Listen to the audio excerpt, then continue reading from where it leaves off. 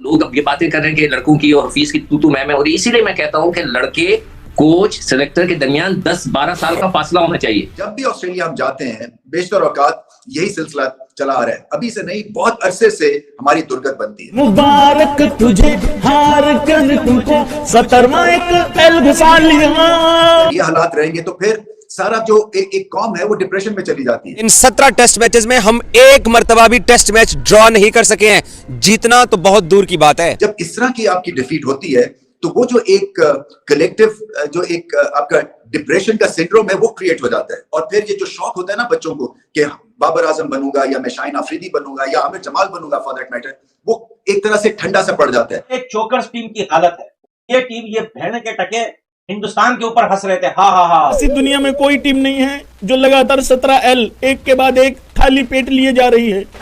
हफीज साहब कहते हैं कि हम बेहतर कर रहे हैं, हम अपनी क्रिकेट को और अच्छा कर रहे हैं, हमने जो गलतियां की हैं हम जाकर उनको सीखेंगे, हम बात करेंगे, हम ये करेंगे। इतनी टर्बुलेंस है क्रिकेट बोर्ड के लेवल के ऊपर, इस ड्रेसिंग रूम में 15-17 का स्टाफ जाता है, कोई सो रहा है, कोई जिसका इंटरेस्ट नहीं है। सीनियर प्लेयर्स अगर आप 12, 13, 14 मैन बना दे उससे ज्यादा डेंजरस कोई चीज नहीं हो सकती। क्योंकि आप अगर देख लें पिछले 3 महीने में सिर्फ आईसीसी रैंकिंग के गिर्द हम घूम रहे थे। पिछले 3 महीने में सिर्फ हम ये बात कर रहे थे कि आईसीसी के पैसों में से हमें रेवेन्यू मिलना चाहिए, हमें इतने पैसे मिलने चाहिए, बिल्कुल मिलने चाहिए, लेकिन परफॉर्मेंस के ऊपर भी नजर होनी चाहिए। आपकी परफॉर्मेंस क्या है वो आपको ग्राउंड में नजर आ रही है। पर्चियां भरी पड़ी हैं सारी, 10-10 साल से कोई मैनेजमेंट नहीं, वो टीम में आ जाता है, कभी असिस्टेंट कोच, कभी क्या क्या बनाया हुआ है।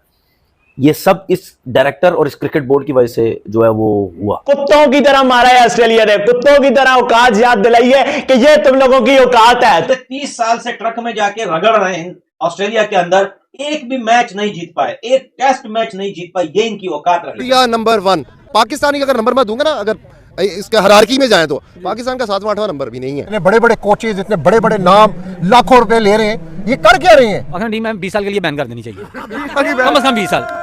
हाँ, मैं शायद मर जाऊं, मेरे मरने के बाद टीम बना ले। जय हिंद दोस्तों। तो दोस्तों आपको बता दें कि पाकिस्तान टीम ऑस्ट्रेलिया से 3-0 से व्हाइट वॉश होने के बाद पाकिस्तान क्रिकेट टीम में लड़ाइयां शुरू हो गई है। दरअसल आपको बता दें कि पाकिस्तान टीम का डायरेक्टर मोहम्मद हफीज और पाकिस्तानी खिलाड़ियों के बीच तू मैं हो रही है, लड़ाई कर रहे हैं आपस में खिलाड़ी। आप समझ सकते हैं कि इससे पूरी तरीके से पाकिस्तान क्रिकेट बोर्ड और पाकिस्तानी खिलाड़ी पूरी तरीके से एक्सपोज हो गए हैं और ये बातें करते हैं भारत से कंपेयर करने की। लोग अब ये बातें कर रहे हैं कि लड़कों की और फीस की तू मैं हो रही है। इसीलिए मैं कहता हूं कि लड़के कोच सेलेक्टर के दरमियान 10-12 साल का फासला होना चाहिए। ये आपस के दोस्त नहीं होने चाहिए। इतने कम उम्र में आपने उनको आते ही बना दिया कोच और डायरेक्टर, सारा कुछ जो है गड़बड़ हुई है। जब भी ऑस्ट्रेलिया हम जाते हैं बेशतर औकात यही सिलसिला चला आ रहा है, अभी से नहीं बहुत अरसे से हमारी दुर्गत बनती है। क्या होता है, अलार्म बेल्स बजती हैं, उसके बाद फिर माहौल ठंडा सा हो जाता है, क्योंकि अपने अपने ग्रुप में चले जाते हैं, स्टेटस को में चले जाते हैं और कहते हैं कि चलो अगला जो टूर है ऑस्ट्रेलिया का या साउथ अफ्रीका का फॉर दैट मैटर वो कुछ सालों के बाद है, तो हम घर पे खेलेंगे, घर में हम चीजें संभाल लेंगे। मगर अब तो घर में भी चीजें नहीं संभलती हैं, यहाँ भी हमें मार पड़ रही है और ओवरसीज के ऊपर तो बिल्कुल ही वन साइडेड अफेयर हो जाता है। और अगर आपका प्रेजेंट लॉट इस तरह से खेलेगा जो कि बहुत एक्सपोज्ड है to international talent, international dugout environment, आपको पता है ऑस्ट्रेलियन प्लेयर्स की क्या मेंटालिटी है, आपको पता है कि बाकी इंटरनेशनल प्लेयर्स की क्या मेंटालिटी, क्योंकि उस डगआउट एनवायरनमेंट में आप बात करते हैं, आप नजदीक से इस टैलेंट को देखते हैं। उसके बावजूद अगर ये हालात रहेंगे तो फिर सारा जो एक कौम है वो डिप्रेशन में चली जाती है। हफीज साहब कहते हैं कि हम बेहतर कर रहे हैं, हम अपनी क्रिकेट को और अच्छा कर रहे हैं, हमने जो गलतियां की हैं हम जाकर उनको सीखेंगे, हम बात करेंगे, हम ये करेंगे। इतने इंपॉर्टेंट मैच के अंदर शाहीन शाह अफरीदी को रेस्ट देने की क्या जरूरत है? आमिर जमाल ने विकेटें ली। हफीज को सवाल आज भी मैंने किया, मैंने कहा जी आपने शाहीन को रेस्ट कैसे दे दिया है? आप T20s करवा देते, क्योंकि वो शोपीस क्रिकेट है, आपने यहां पर उसको रेस्ट दे दिया है। तो हफीज ने कहा कि जी उसकी बॉडी के अंदर जो है ना वो हमें महसूस हो गया था कि उस पर वर्कलोड है, वो थका हुआ है, उसको रेस्ट देना बनता था, और फिर आगे 5 T20 मैचेस हैं, वो कप्तान है और कप्तान को बाहर बिठाना जरा मुनासिब नहीं था, तो इसलिए हमने जो है उसको यहाँ पे रेस्ट दे दिया और प्लेयर की मर्जी से और फिर मेडिकल पैनल से पूछ के तो हम सबको ये लगा कि हम इसको रेस्ट देते तो रेस्ट दे दिया। ये हफीज साहब ने बहाना इख्तियार किया है। भाई आईसीसी वर्ल्ड टेस्ट चैंपियनशिप का मैच आप खेल रहे हो, ऑस्ट्रेलिया के साथ टेस्ट मैच खेल रहे हो, 2 टेस्ट मैचेस आप हारे हो। शाहीन आपका दोबारा रिदम में आ रहा है, मेलबर्न में वो 4 आउट कर चुका है, पर्थ में उसने स्ट्रगल किया, उसने थोड़ा सा रिदम पकड़ा, आपने उसको बिठा दिया और बहाना आप ये इख्तियार करते हैं कि जनाब हमने बड़ी अच्छी क्रिकेट खेली है। जब इस तरह की आपकी डिफीट होती है तो वो जो एक कलेक्टिव जो एक आपका डिप्रेशन का सिंड्रोम है वो क्रिएट हो जाता है, और फिर ये जो शौक होता है ना बच्चों को कि बाबर आजम बनूंगा या मैं शाहीन अफरीदी बनूंगा या आमिर जमाल बनूंगा फॉर दैट मैटर, वो एक तरह से ठंडा सा पड़ जाता है। और फिर जब मोहल्ले के लड़के इकट्ठे होते हैं कि क्रिकेट खेले तो बात उसमें से 3-4 करते हैं, क्या फायदा है यार, इस टीम को तो मार पड़ती रहती है, सो क्रिकेट में क्या लेना देना है। सो ये जो है ये बड़ी खतरनाक एक ट्रेडिशन हम सेट कर रहे हैं। और दूसरा जो एक रेगुलर प्रोसेस है वो तो डिस्ट्रॉय हो गया हुआ है, इसलिए कि जो भी रजीम आती है वो टर्बुलेंट रजीम होती है, वो आके एक्सपेरिमेंटल मोड में चले जाते हैं, वो कॉन्स्टिट्यूशन बदल देते हैं, वो एक खिचड़ी सी फर्स्ट क्लास में पका देते हैं। आपको पता है कि आपकी क्लब क्रिकेट का स्ट्रक्चर जो है वो रिकेटी है, आपको पता है कि स्कूल्स घरों में बन गए हुए हैं, प्लेइंग फील्ड्स नहीं है। सो आपके जो प्रोसेस के थ्रू लिमिटेड से ऑप्शंस है और वो भी आप खराब कर देते हैं हर रजीम चेंज के बाद, तो कंटिन्यूटी नहीं होगी, एनवायरनमेंट नहीं होगी, तो एक्सीलेंस प्रोड्यूस नहीं होगी। और छोटे लेवल के ऊपर जो कि बेसिक लेवल है, जब बच्चों को बैटिंग बॉलिंग की टेक्निक सिखाई जाती है, उसका भी जो प्रोसेस है वो बहुत ही ज्यादा बेसिक सा है। हमारे यहाँ पॉलिसियां शख्सियात के साथ चलती हैं। हफीज जो पॉलिसी लेकर आए, अब हमें नहीं पता जो बातें हो रही हैं, अगर अगले महीने क्रिकेट बोर्ड में चेंज आती है तो क्या हफीज जिन लोगों की आज बात कर रहे हैं वो कंटिन्यू करेंगे? अगर आप 4 साल पहले जब पाकिस्तान ऑस्ट्रेलिया में हारा था, मिकी आर्थर की सिडनी की प्रेस कॉन्फ्रेंस उठा के देख लें, वो भी यही बात कर रहा था जो आज हफीज कर रहा है। देखें, ये हमारा सिस्टम का मसला है, ऊपर से चेंज आती है, पूरा सिस्टम चेंज हो जाता है। हमें एक प्रॉपर टेस्ट मैच की पॉलिसी बनानी होगी, चाहे ज़का अशरफ हो, रमीज़ राजा हो, एहसान मानी हो या नजम सेठी हो, वो पॉलिसी चेंज नहीं होनी चाहिए। हमारे यहाँ टीम मैनेजमेंट चेंज हो रही है, कप्तान चेंज हो रहा है। देखें, हमारे पास प्लेयर्स हैं, लेकिन एक तो हम हारने से डरते हैं, उसके बाद हमारे मीडिया के जो दोस्त हैं ना, वो भी प्लेयर्स के अब तर्जुमान बने हुए हैं। किसी प्लेयर को ऊपर पहुंचा देते हैं, किसी को एकदम गिरा देते हैं। ये नहीं करना चाहिए। अगर वाकई कोई डिजर्विंग है तो उसको मौका मिलना चाहिए। लेकिन बाबर आजम, ये तो मैंने 22 दिसंबर को ये बात कही थी कि बाबर आजम को टीम मैनेजमेंट 3 मैचेस खिलाएगी न्यूजीलैंड में, 3 मैचेस खेलेंगे मोहम्मद रिजवान, तो इस तरह उनको रेस्ट दिया जाएगा। ये अच्छी पॉलिसी है। देखें, बाबर आजम भी एक मेरा ख्याल उस फ्रेम ऑफ माइंड में नहीं है कि पाकिस्तान को इतनी बड़ी सीरीज में कोई बड़ा मार्का जितवा के देते। 30 साल से ट्रक में जाके रगड़ रहे हैं ऑस्ट्रेलिया के अंदर, एक भी मैच नहीं जीत पाए, एक टेस्ट मैच नहीं जीत पाए, ये इनकी औकात रही। ये बोलते हैं हम दुनिया के नंबर 1 टीम है। तो कौन सी नंबर 1 टीम भाई? बड़ी टीमों से तो तुम लोग जीत नहीं सकते हो।